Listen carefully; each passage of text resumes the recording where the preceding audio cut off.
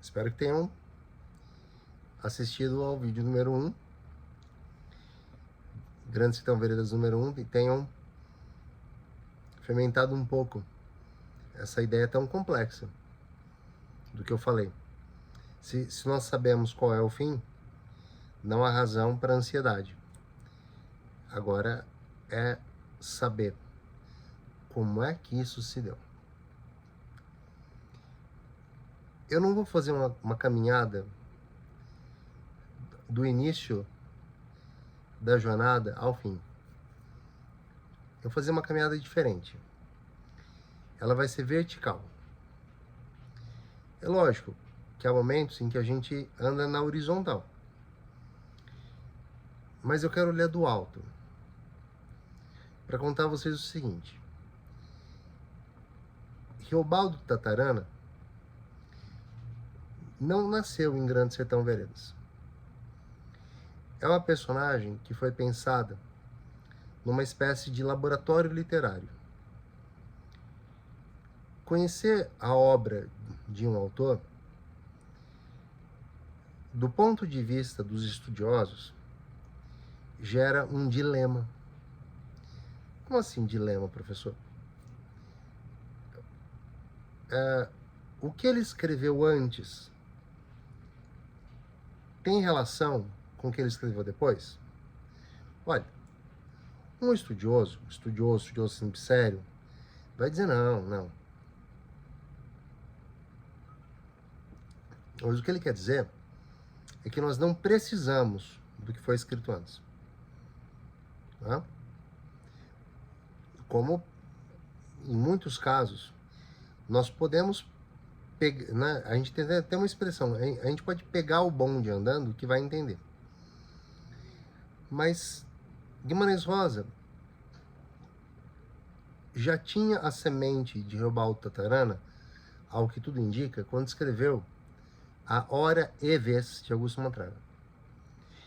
Observem bem, não é a hora e a vez, é a hora e vez.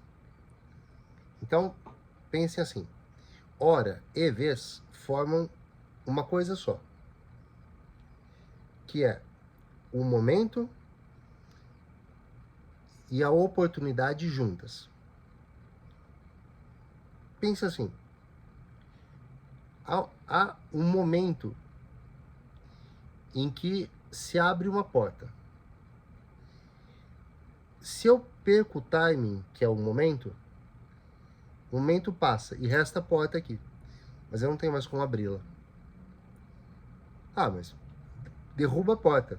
Eu derrubo, mas o que está para cá dela já não será igual ao que haveria se no momento que funciona como a chave da porta eu pudesse tranquilamente adentrar e encontrar um caminho.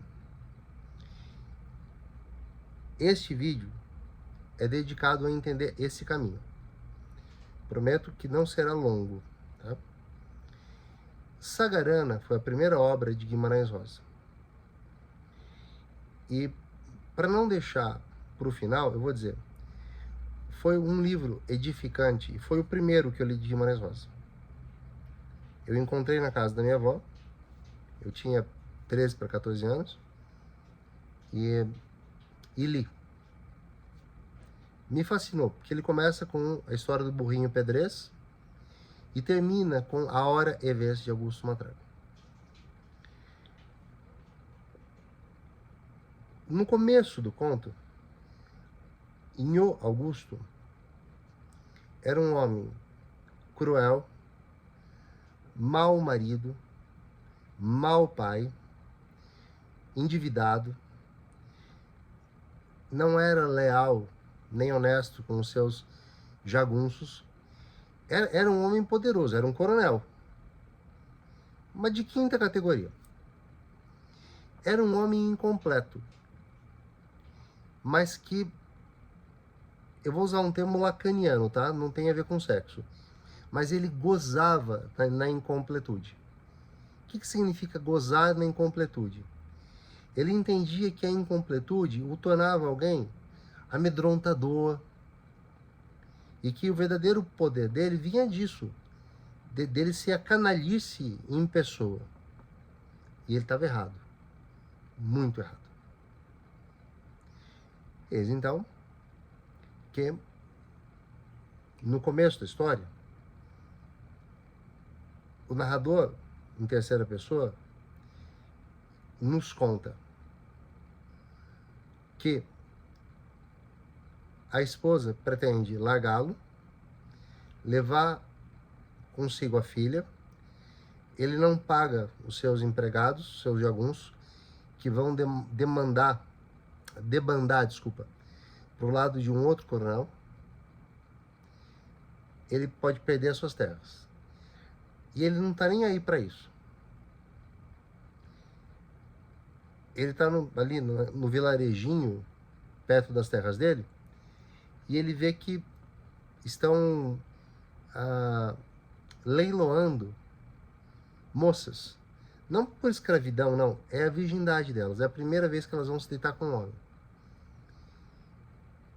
E ele vê que tem um capialzinho, um jovenzinho, muito simplório, lá, muito preocupado, porque a mocinha de quem ele gosta tá no leilão. E o Nhô Augusto, por pura maldade, ele acaba, né, arrematando a moça e a leva para uma espécie de hotel. Um lugar muito simplório, com uns quartos para alugar. Ele paga pela moça só para humilhá-la depois. Porque ninguém saberia o que aconteceu naquele quarto. Não importa o que a moça dissesse. Iriam assumir que aconteceu o quê? Sexo, né? Ele humilha a moça. É um personagem repugnante. Ele só tem um indivíduo fiel a ele, apesar dos apesares, que é o Kim Recadeiro. Que representa muito, se a gente imaginar o Nhô Augusto como um rei, o Kim Recadeiro é o bobo da corte dele. Né? Tem que ser bobãozão. E tá lá o Augusto, deitadão, né?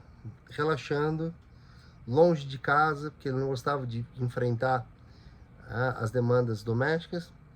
Chega o Kim Recadeiro e diz a ele, ó, Nhô Augusto, o senhor me perdoe, mas se veste, que o que eu tenho a dizer é de cair a casa, e quando a casa cai, é bom que a gente não esteja dentro dela.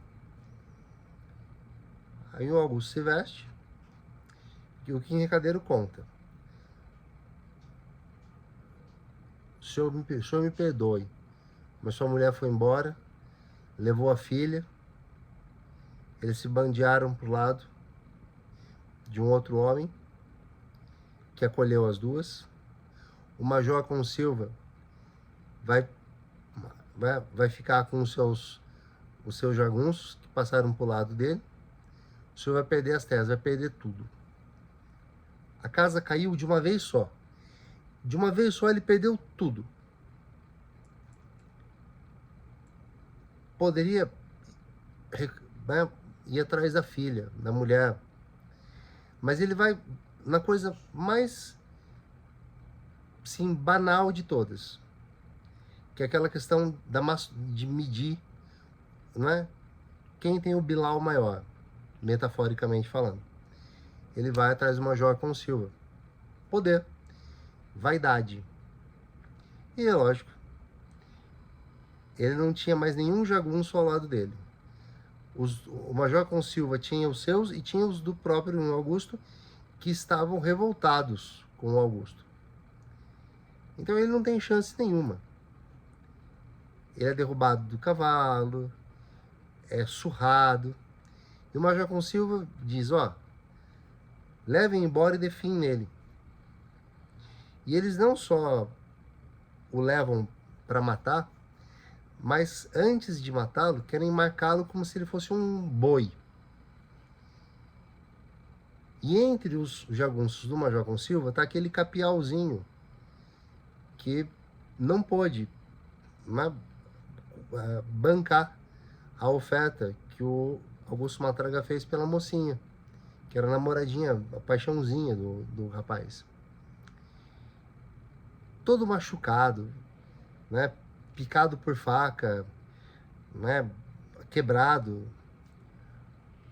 No momento em que o tocam com o ferro quente, que seria algo anterior a executá-lo, ele tem como se fosse uma adrenalina que sobe e ele se lança rumo a um precipício, querendo morrer. Mas não era hora e vez da morte. Ele tinha ainda uma vereda a percorrer. Conforme ele vai caindo, ele vai se arrebentando inteiro. E era um penhasco alto. Então, os jagunços do Major com Silva olham e falam, morreu. Nem vamos perder tempo descendo lá, porque ninguém sobreviveria a essa queda. Ainda mais alguém que já estava todo quebrado. Mas aí, dois pretos velhos, um casal, o encontram. Vivo. Surpreendentemente vivo. Não era hora ainda dele morrer. O levam para casa deles. A preta velha, a mãe Quitéria, acende uma vela e eles usam daquelas coisas da natureza. Fazem uma pasta com uma erva X, né? Fazem talas para as pernas quebradas. Ele pede para morrer, mas não era hora e vez de morrer. Ele sobrevive. Sobrevive, claro, com as cicatrizes, com as sequelas de movimento. E depois do tempo, que não é explícito na obra, mas presume-se meses, talvez, ele propõe ao casal de pretos velhos, né? Um homem e uma mulher. Vamos embora daqui. E é o êxodo para um outro lugar, em que ele não é mais o Nhô Augusto Matraga. Ele é só Augusto. E então, ele faz nascer uma comunidade em que é um homem totalmente diferente do que ele fora antes. Solícito, caridoso, bondoso, arrependido. Mas não um arrependido do arrependido que se resolve bem com o passado, mas daquele que tem remorsos. E ali naquele lugar, ele se torna, tipo, a melhor pessoa do mundo. Até que chega um grupo de jagunços comandados pelo Joãozinho Bem, que ao ver Augusto se identifica com as duas almas. Não tem nada de amor, de sexo, nada. É uma identificação de amigo.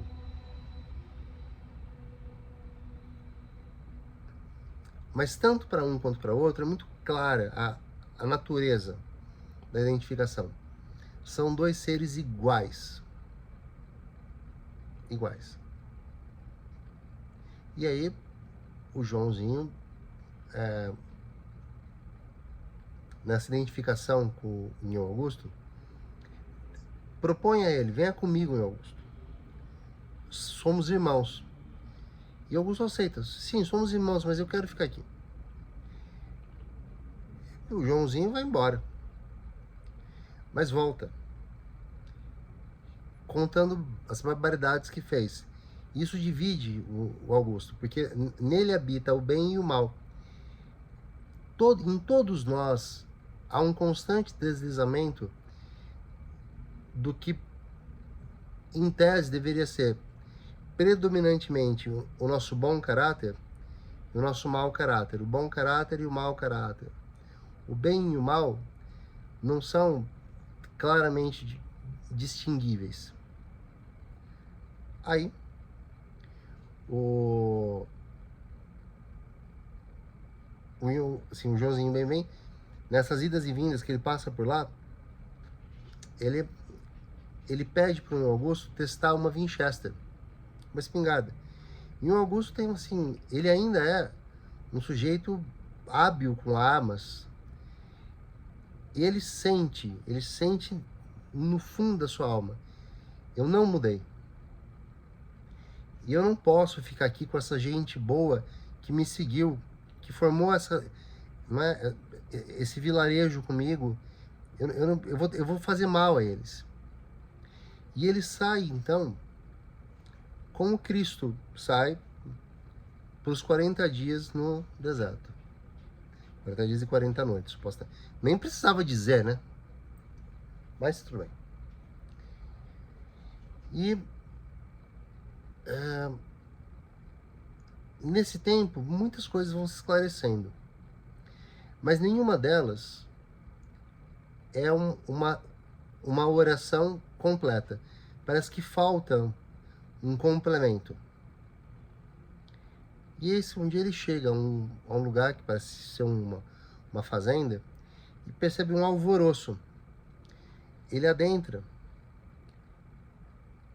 E aí ele vê o que está acontecendo. O bando do Joãozinho bem está barbarizando com fazendeiros, porque os jagunços tinham isso. É uma coisa de justiçamento. Né? Professores de história me corrijam se eu usei mal o termo, tá? E ele reconhece os manos, né? Os manos eram não era mano de boné de abarreta, não, tá? Eram os manos os jagunços que ele conheceu. E ele pede para o levarem onde está, perdão, o Joãozinho bem. Ele está com a família do fazendeiro, a mulher, as filhas. E o modus operandi deles ali era violar as mulheres, às vezes até os homens, né? Estuprar os homens. E depois matar. E o Augusto tranquilamente senta-se num lugar e do lado dele está uma cadeira, um assento vazio com o coldre e a arma junto. É alguém que os jagunços do fazendeiro mataram. E o Joãozinho bem fala: mano, Augusto, que bom que você veio, ó. Você pode substituir, né? O mano cita lá o nome, que ele morreu. E o Augusto fala: não, eu é que vim te fazer uma oferta. Deixa as pessoas irem embora. Não faz mal para eles, não. Pela nossa amizade. O Joãozinho bem diz: mano, Augusto, você que me desculpe, mas a amizade tem limite. Espero que você entenda que diante dos meus homens eu não posso fazer isso. Vai pegar mal para mim, né? Aí o Augusto olha pro lado e fala: então você que me desculpe, mas você só mata essa família por cima do meu cadáver. O que acontece depois, na minha cabeça, só veio fazer sentido. Pode até parecer engraçado, vocês vão dizer, quando eu assisti Animais Fantásticos, Segredos de Dumbledore. É engraçado dizer isso, mas a explicação é que há um momento que as pessoas não veem. É como se seres que metafisicamente estão num patamar superior, no caso, Joãozinho bem, Augusto, lá, né? Grindelwald e Dumbledore, pudessem transformar uma fração de um segundinho numa espécie de bolha temporal. E tudo acontece tão rápido que mal se percebe o que aconteceu. Porque o Augusto mata todos os jagunços à volta e ainda luta com o Joãozinho bem bem. É uma luta de faca. E luta de faca geralmente não tem vencedor. Ela tem quem morre primeiro, quem morre depois.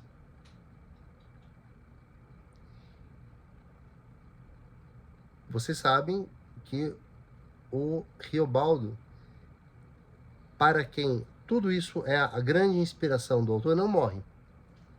Mas o Augusto vai morrer. Então, todo aquele poder que ele tinha de um homem do sertão, que antes era só o mal e depois virou só o bem, se manifesta. Ele salva a família. Mas o duelo é com o Joãozinho Bem-Bem. E ele vence o Joaquim Bem-Bem. Como Riobaldo vai vencer o Hermógenes. Vou falar, vou dar os spoilers.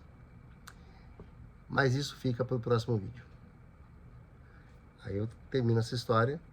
Preparo vocês para Grande Sertão Veredas.